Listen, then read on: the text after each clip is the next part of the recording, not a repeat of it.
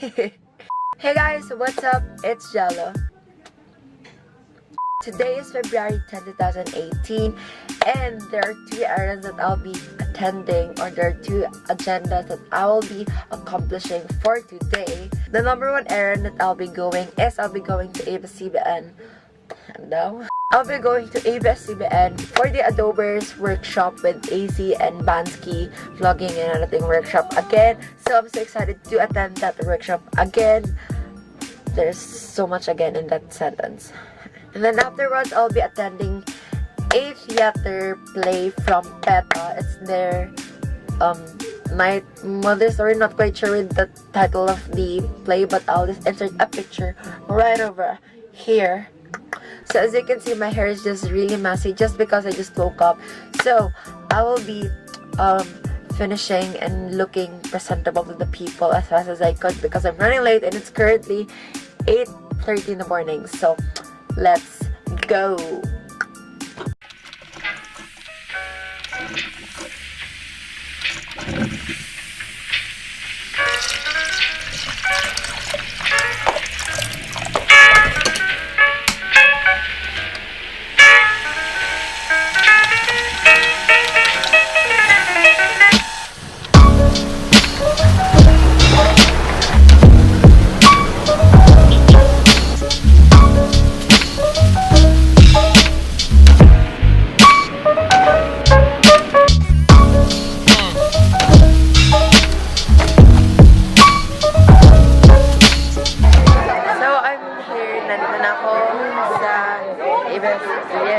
I'm shy.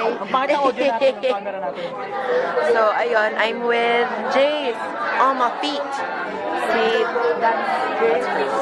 Si Jasmine, yung sa Adober Studios, then si Jers.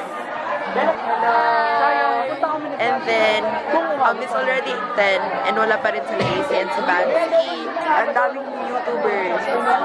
Ayun, Filipino Youtubers are going. Hi guys, it's me. It's AC. Ayun. And I think meron talagang something in yung sobrang parang you have to do something more to pull him.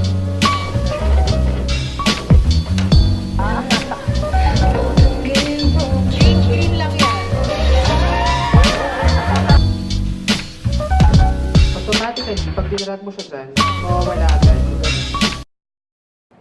How is it like to be a film student po? Ay, alam nyo, sobrang magkaiba. Ano gusto mo i-compare and contrast ko yung pagiging vlogger and pagiging film student? It's So the workshop of ACTV had ended, and then kakain na kami. Here's my food stuff. Pagkatapos ng lunch, alis na ako. So hindi ko maabutan yung editing workshop, but still, it's Sunday, soon. Hi po! Hi! Ang laki ng mukha!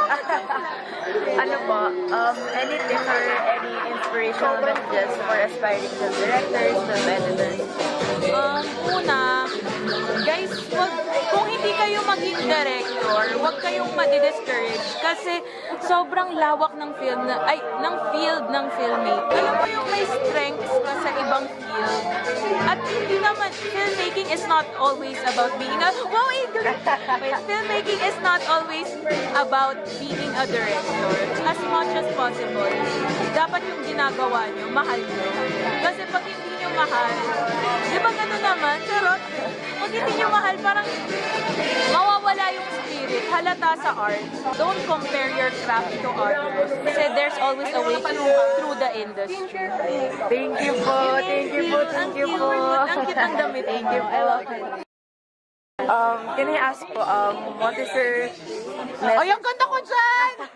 What is your message po sa mga aspiring film editors or film directors someday? actually, narinig ko to kay Direct Ulit. If the location does not speak to you, huwag mo na ituloy. Number 2, create stories that will mark on other people's lives. And number 3, siguro, continue with your passion. Thank you po. Thank you po so much. Malahat. Nagpunta ka last time, Yes diba? po. Thank you.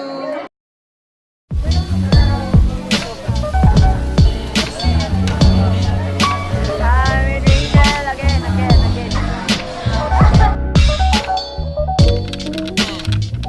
Bagay yung kay Gelo. Para Madami. Hello! Oh! Dito lang naman Hi, ayos ko na nga. Bakit tumigil ka? Oh, di ba? Okay lang yan. Cool. Pero pag tumagal ka mo siya, parang magiging gray lang. Oo, maganda pag bagong ano pa lang. Oo. Bagong lagay. Blonde? Hey guys! Ayan. Ayan na, ang cute. Ngayon, nandito na ako sa McDo with my friend. My hi, Patty. Ngayon pupunta na kami sa PETA. Nasa McDo Broadway ako. Nandun na yung PETA Summers. Maglalakad lang kami. Ganda po na sapatos sa Elise. I'm crossing the street. I'm crossing the street. Ka-transition tayo.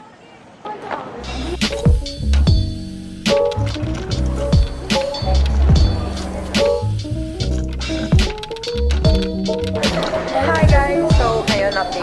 Meron na kaming tickets.